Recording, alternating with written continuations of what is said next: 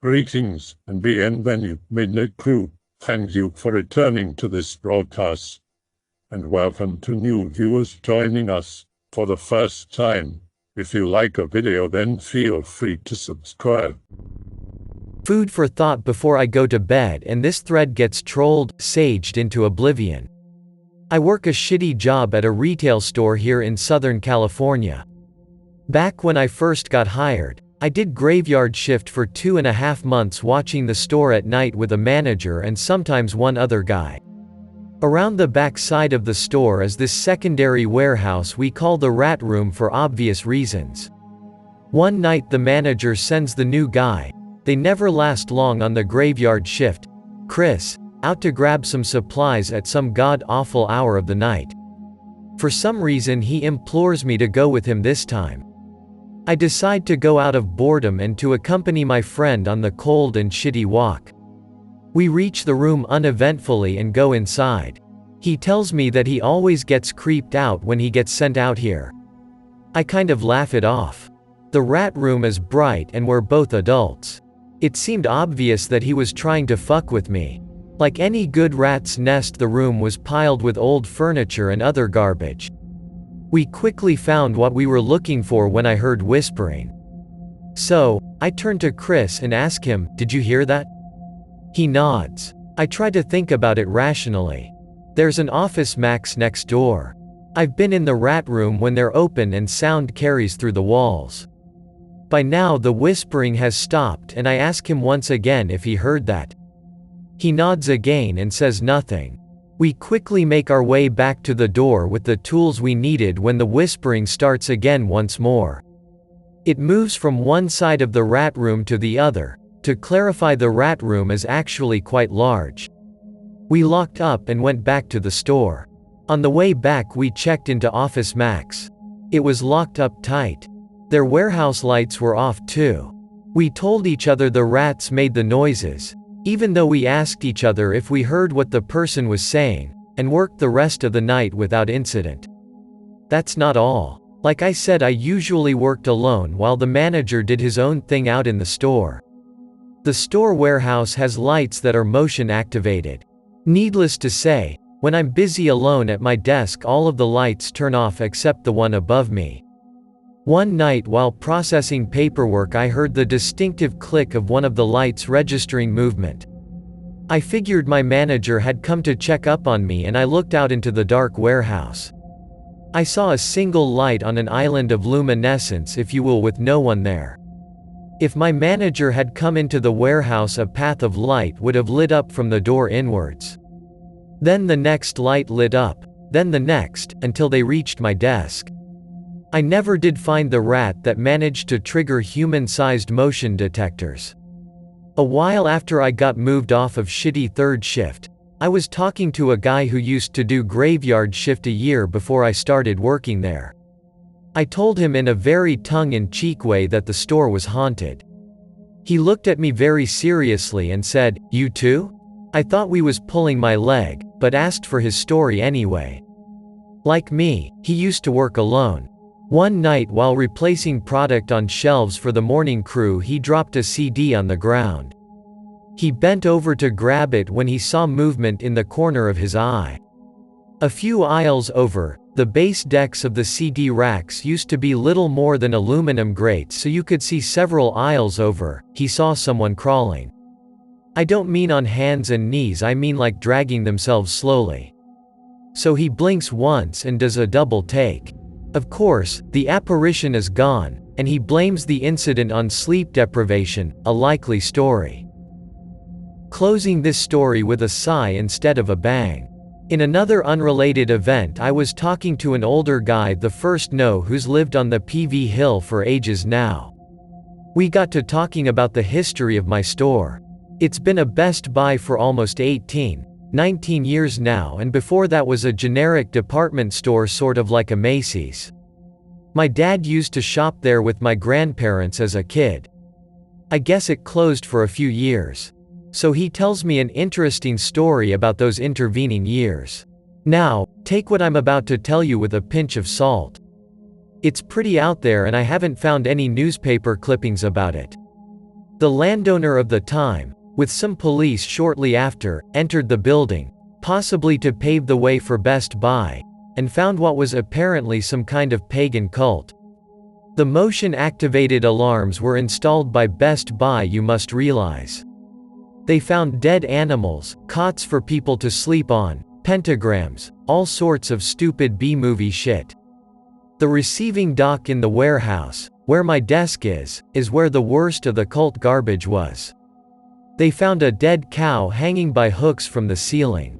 Hard to believe, I know. I don't believe it myself. But Torrance is a cop town. Anyone who lives here or nearby knows that all of the cops had fathers who were cops and their families are into cop stuff. That's how these stories get passed down. I thought it made a good story at any rate. Okay, I'll fulfill the request for a local Angelino first. There's an abandoned hospital in East LA. It's just off the 5 freeway in Boyle Heights. If you know where Hollenbeck Park is, it's literally the front yard of that hospital. Linda Vista Hospital. If you try to find it on Google Maps, it'll say, Boyle Heights Lofts, but that's because a real estate tried to tear it down. It's now under the National History Registry or something and protected, so that plan fell under. A lot of production companies like to use it for shoots. It's been in a lot of movies and music videos. It was in a recent Duran Duran song about rehab or something. Anyway, I decided to sneak in there and hang out for the night. Pick related. It's the hospital. For some reason I have it tagged 1924 in my photo album. I think that's the construction date. You can probably Google the so-called hauntings of the hospital. A little girl can be seen running around at night by would-be intruders. Moans and screams are heard by neighbors in the middle of the night.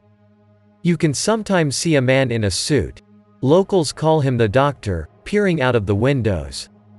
These are all easily debunked except for the little girl. The building is almost 100 years old. Old buildings creak and groan under their own weight. The building does have a caretaker that lives next door, and the place is often scoped by production companies. A man in a suit equals director scoping the place out. Be that as it may, I wanted to check the place out. The plan was to go with 1 or 2 friends and just hang out in there at night. People have been in there before, and you can find pictures of people who went before me if your Google foo is strong enough.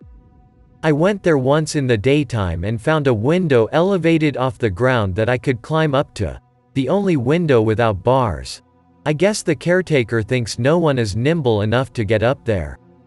It was also unlocked. I planned to return that night with a friend to see what's up. Next to that window was another identical one. That window was locked, but through the dusty panes I could see some unused furniture. It appeared to be some kind of office. This is important later. Someone told me that shortly after my final visit they got a guard dog. Be careful. They must have seen me running off the property trying not to scream like a little girl. Anyway, my friends bail on me. Church the next day, work, babysitting. They all pussy out. So, I go alone. This is probably my only chance to get in. So I drive up to downtown LA with some dark clothes, my flashlight, a camera, and my cell phone. I leap over the chain link fence guarding the property and run up to my point of entry. I climb up the wall. Squeeze halfway in through the window. As you can tell, I'm skinny as fuck. The window is like 7 inches wide, so good luck to my fatter colleagues.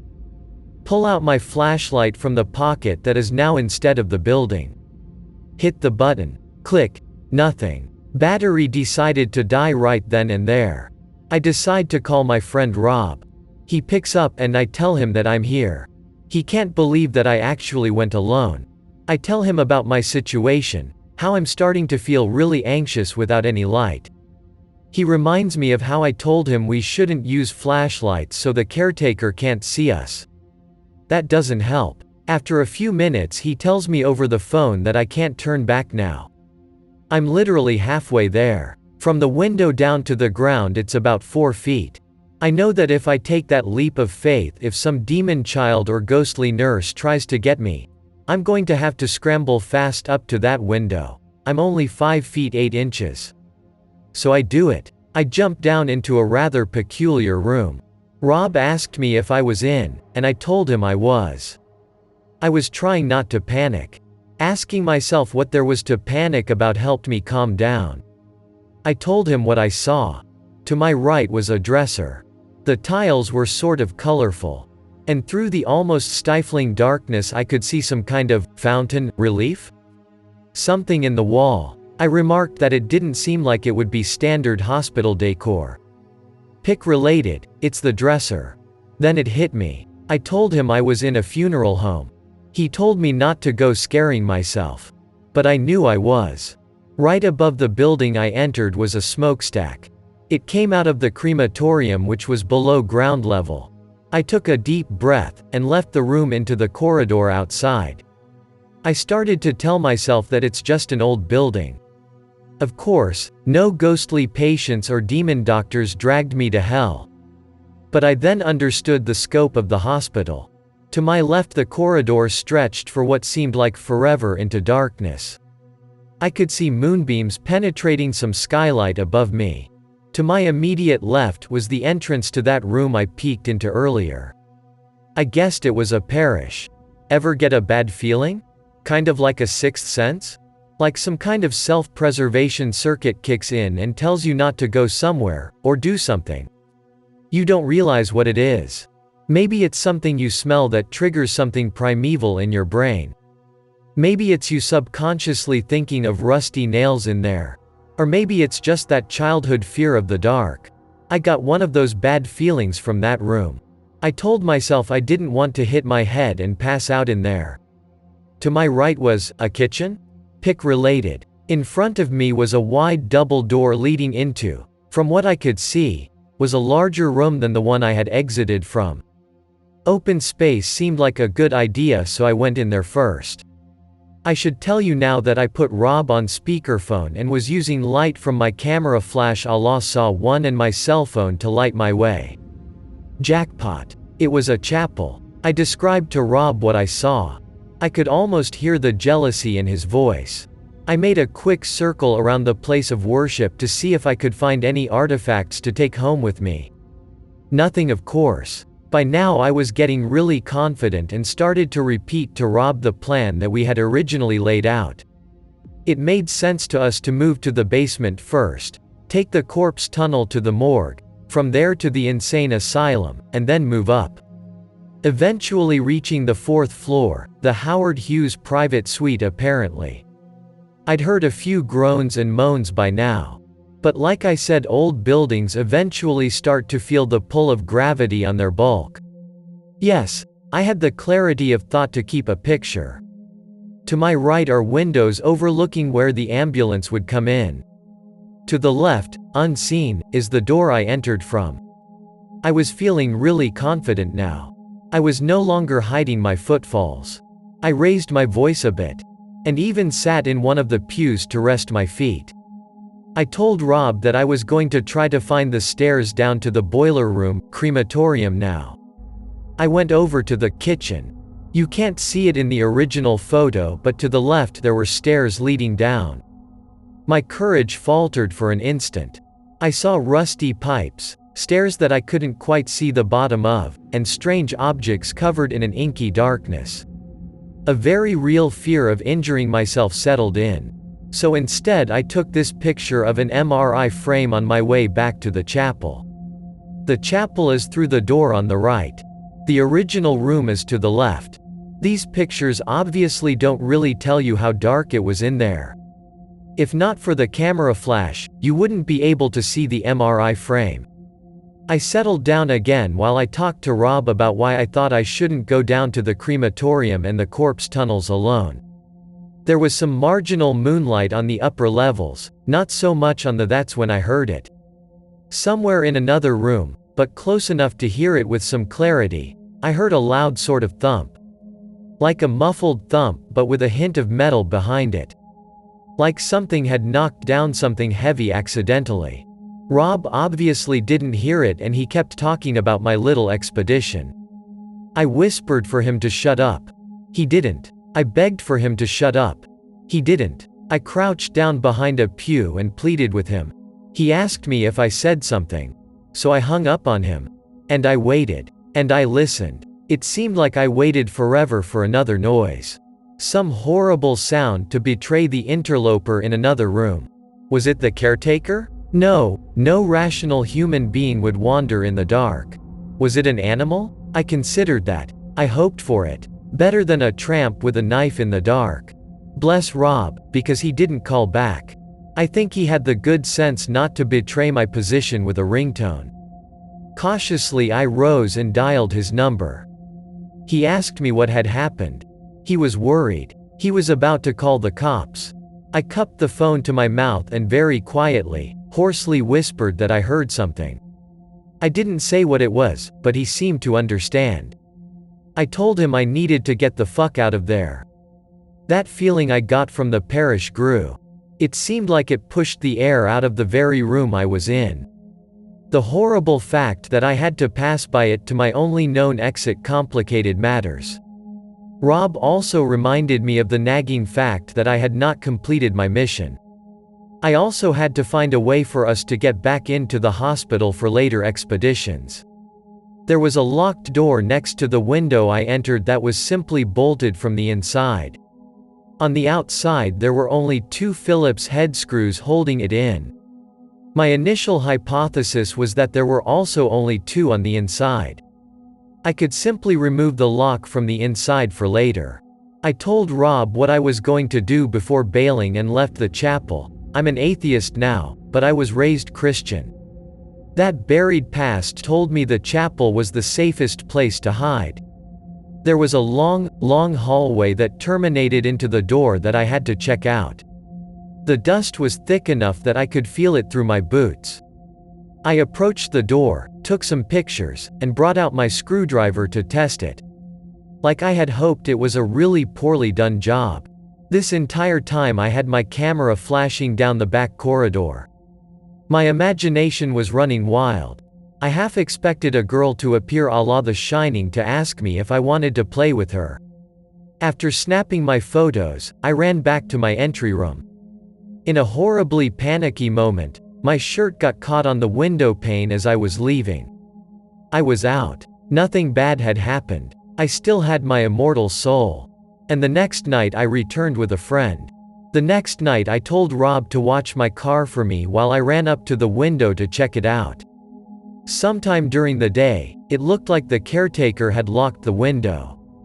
It didn't really make any difference. There was another window I could climb up to that dropped down into the crematorium. I knew for a fact there were stairs from there, but I thought it couldn't hurt to try.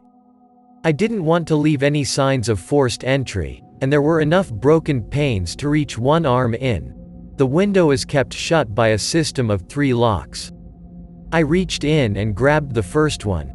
It gave way without any hesitation. The next one was stubborn. So, I gave it a good hearty tug. Nothing. At this time I realized that I couldn't reach the 3rd lock without breaking the window, which sucked, but I figured it couldn't hurt to try to get the 2nd lock undone.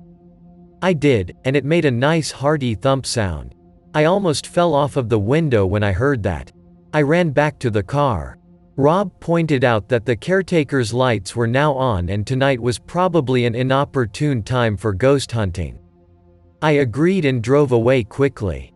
He asked me why I looked so spooked, and I told him to try to recall the only other room in that hospital that had the same type of windows with the same locks.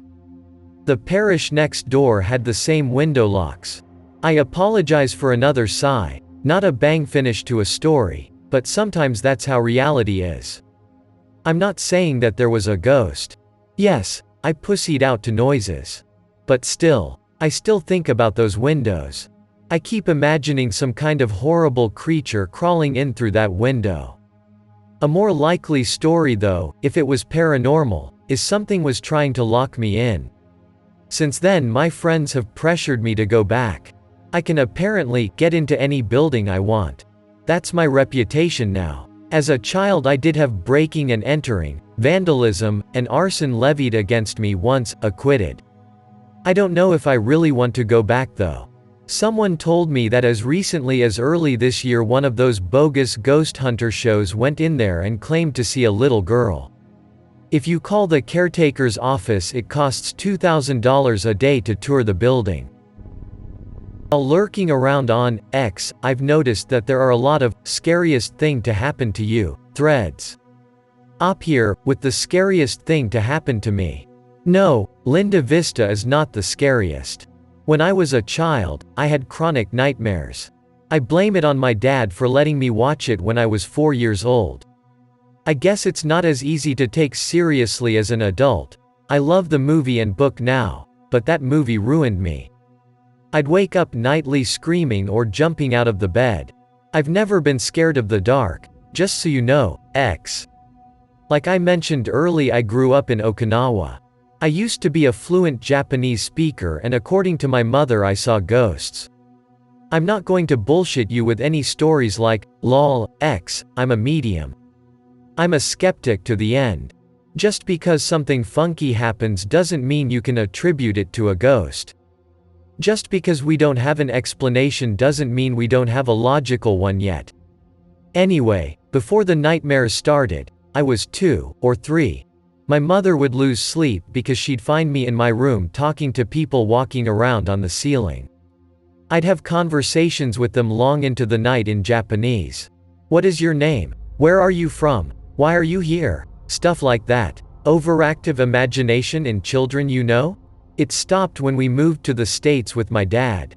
And then the nightmares started. So one year we went to Acapulco. Family vacation. What could go wrong? They call me 636. No, it's nothing occult or edgy, lulz. 666 mate, it's the displacement of my motorcycle. So we go to Acapulco on our annual family vacation. Absolutely beautiful hotel. I really wish I could remember the name, but it's so far gone now. I was 9 then, I am now 24. It was 2 parallel buildings with not 1, not 2, but 3 pools between them. Just a short distance away was a dirty little fishing village. Quaint. We stayed there for a week. It happened the last night we were there. So, I get up on hands and knees in my bed and look into the hallway outside. On the wall I can see someone's shadow has been cast across it. There is an intruder in our hotel room. You know how the movies always show people screaming when they're scared? That's bullshit. The fear reflex is making yourself unnoticeable.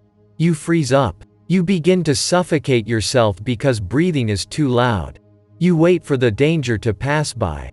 That's what I did. Whoever it was started to walk down the hallway. But there wasn't something quite right about the way the intruder moved. Imagine, if you will, the head of the shadow on a fixed point on the wall, with the body elongated behind it. The body of this shadow seemed like it caught up with the head. The body sort of slid into view. In the doorway stood a diminutive shadow person. I immediately realized what it was. It was one of those children from earlier. But it was still an intruder, and I was still only 9 years old. Things got stranger from there. It stepped into the bedroom and grew taller. I think the word is it began to loom. Its strides were lagged, almost like they were in slow motion, but nonetheless quite deliberate. This next part one never told anyone, because it always seemed ridiculous. In the then child mind's eye, I saw this shadow person begin to lift its left arm. Next to that was my mother's purse. To a child that seemed to break my paralysis, and I began to scream. I don't remember screaming anything that made any sense, but my parents told me after the shock wore off that I was screaming, there's a ghost, over and over. They leapt out of bed when they heard me, and whatever it was had disappeared. My father checked the room, and nothing was out of place. I sometimes resent them for this, but they took it so nonchalantly. Especially my mother. I guess my mother's side of the family is superstitious, so shit like this is business as usual. Most normal families would tell you to shut up and go back to sleep. It was only until a few years ago I realized what it was actually doing. It was pointing at me. I don't know. Maybe it's silly, but I still get chills up my spine thinking about it. Almost like it's trying to say, I can see you too.